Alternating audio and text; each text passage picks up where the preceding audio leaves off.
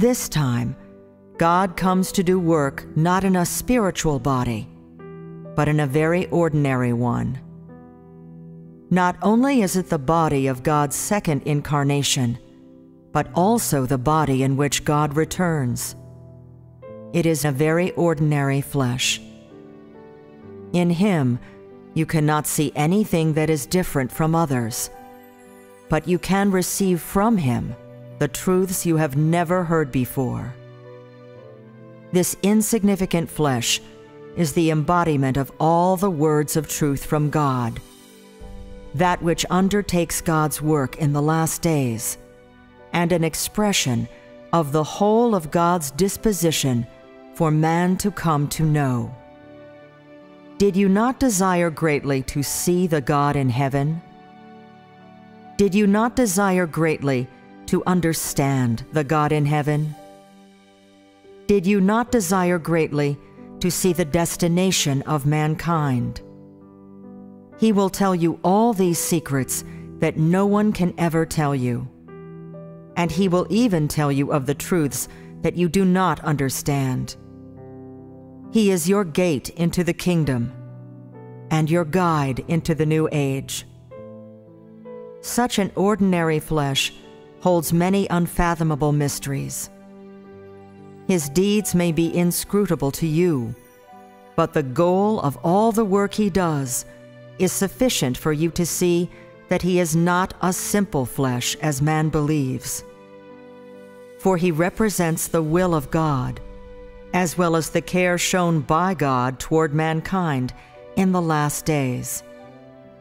Though you cannot hear the words He speaks that seem to shake the heavens and earth, or see His eyes like blazing flames, and though you cannot feel the discipline of His iron rod, you can hear from His words the fury of God, and know that God shows compassion for mankind. You can see the righteous disposition of God and His wisdom, and moreover, realize the concern and care that God has for all mankind.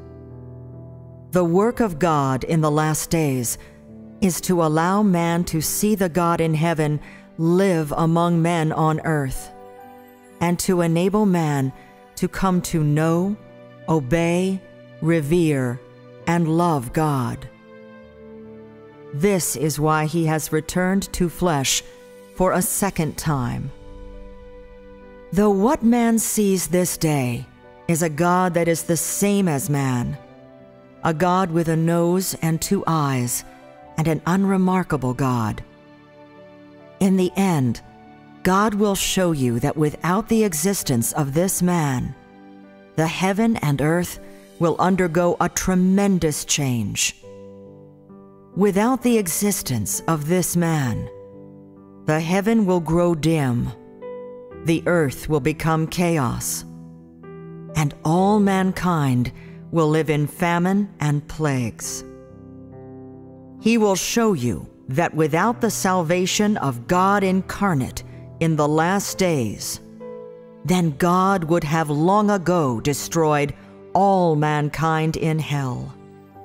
Without the existence of this flesh, then you would forever be chief of sinners and corpses evermore.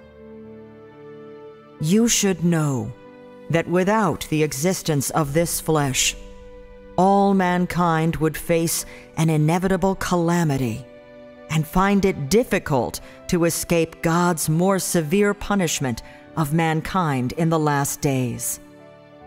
Without the birth of this ordinary flesh, you would all be in a state where neither life nor death will come, no matter how you seek it.